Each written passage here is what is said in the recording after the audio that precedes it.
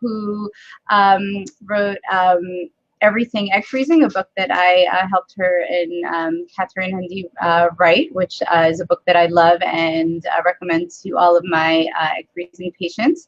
A lot of great tips in there, which focuses on things that you can do to optimize your egg freezing and fertility treatment cycles. And so I thank Brittany for being here with me today, because a lot of you are at home, not ready to start your treatment cycles yet. And so there are things that you may want to think about doing while you're at home. And so I brought Brittany here to talk about these things. We've already had 2 segments, and today is part 3. Last time we talked about things that you may want to think about in terms of products. So a lot of you may be at home sort of cleaning out your cabinets and thinking about products that you may want to keep and things that you don't. And so we talked about things that products like shampoos and lotions that have phthalates and parabens that you may want to get rid of, because long-term exposure to those things could potentially affect your egg supply and egg quantity, and in particularly sperm quantity and quality. So we wanted to bring that to your attention, and today we're going to talk about food products.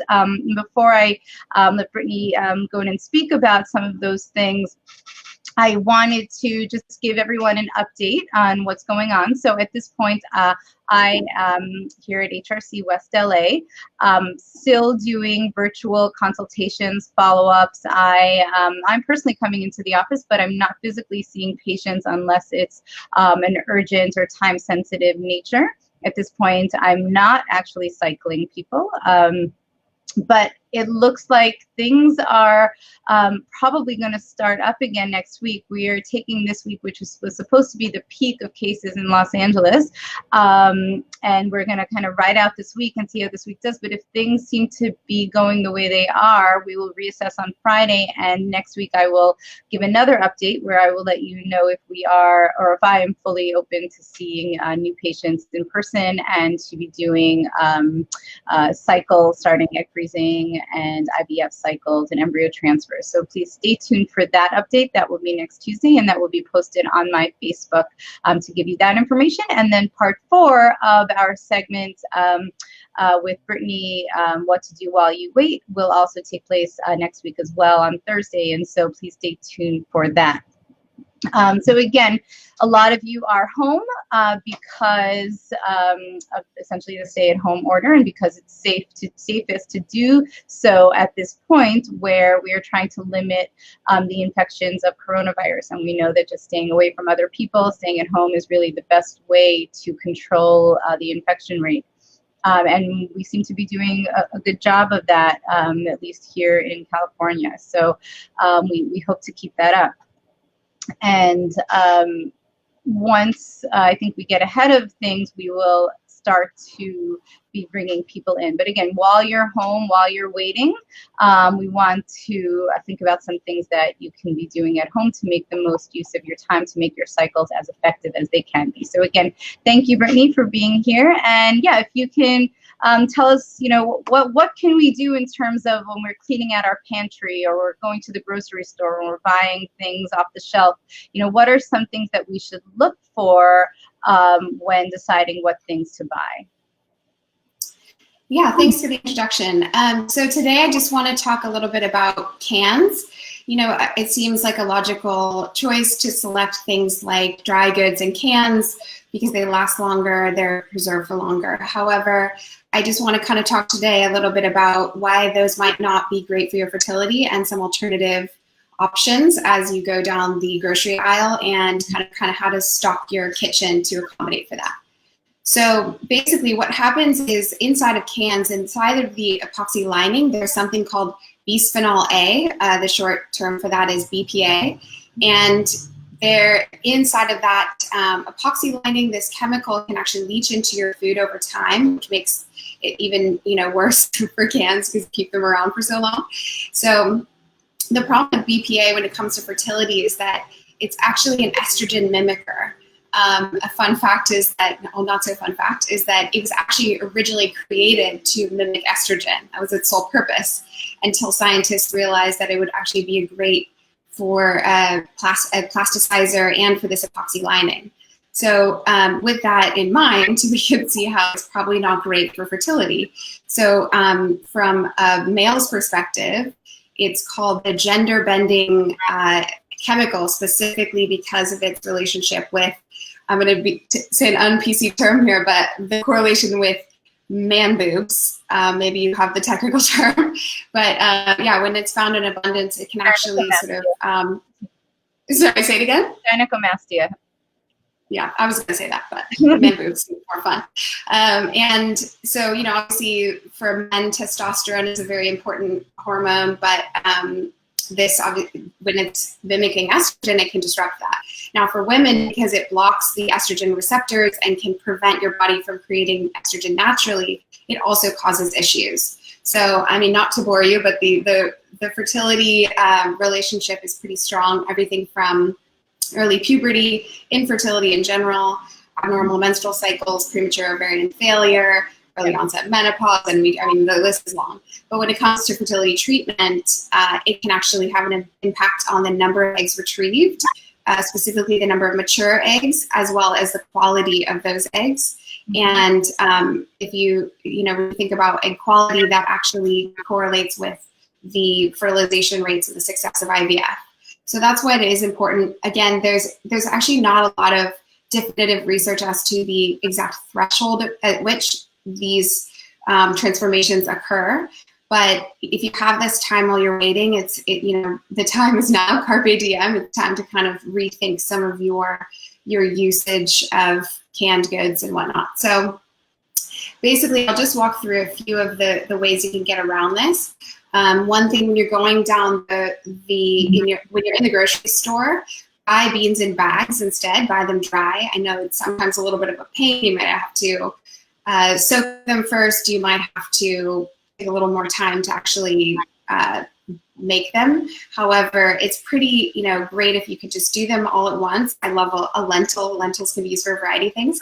And you soak them, and you can actually just put them in. I actually love these. They're called food grade silicone bags. These things are fantastic. They don't have any endocrine or hormone disruptors, and you can seal them and just put them away in your freezer for forever. Maybe not forever, but you know what I mean. And the next thing you can do is buy vegetables frozen instead of in cans. And when you buy them flash frozen, when they're at the peak of their sort of in the peak season, they maintain a lot of their nutritional value. So they're probably better for you anyway. But they'll still, you can keep them around for a while without having to go to expose yourself in the grocery store.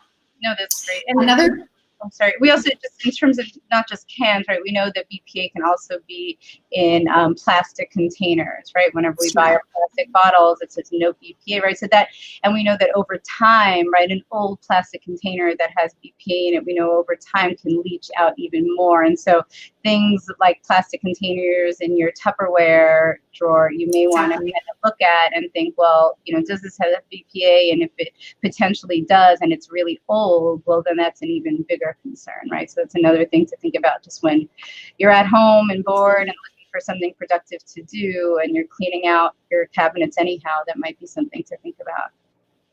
Exactly. I think, just the nicks in plastics when they're older, they leach more into your food. Exactly what you were saying. Older plastics are specifically bad. But that's, again, why I would also deviate from plastic Tupperware, and going into sort of the next category is tomatoes. Canned tomatoes are sort of a classic American staple, but the problem is that tomatoes are higher in acidity, which means that they draw out more of the chemical BPA from the epoxy lining. So that is where I would definitely recommend. I actually love putting them in my own little jars, because it does not look like I'm a pioneer woman. And so either you can chop them up and make your own canned jarred goods, or you can actually just find them in jars. But the last thing I would recommend is soups. I don't know, I'm in San Francisco and it's always sort of cold here, so soups always sound good. But that's a great one to just prepare a huge batch. And actually my favorite thing to do is I'll actually freeze them in almost like 1 or 2 person portions inside of these food grade silicone bags. And then what I'll do is I'll just take 1 or 2 out in the morning, let it thaw, and then by lunchtime I can just heat it up and have it for lunch. So it's my little canned goods or prepared foods category. So yeah, I mean, it's just a small thing, but thinking about that over time, and it's just one small step that you can make towards optimizing your fertility while you wait for treatment. That's great. And again, I want to emphasize something you said, right? So these are things to do, if you're home and you have to wait, why not make the best use of your time? But I don't want to give people the impression that, okay, now you've been eating, to be concerned that, okay, I've been eating canned goods for the past, my whole life. I want to, take a year off where I don't have any BPA and then go to fertility treatment, right? I don't want people to think that way, because if you wait a few months, we know that time is actually the bigger concern than any of these things, right? If you're going to wait, then while you're waiting, make the most use of your time. Take out the products that have the phthalates and the parabens, use more natural products, try not to use canned goods, get that out of your pantry, start buying things in glass containers, storing things in I think that was a great thing that you showed us, those silicone bags. Those sound great. I'm going to order those right away. Yeah, I think it's a great idea.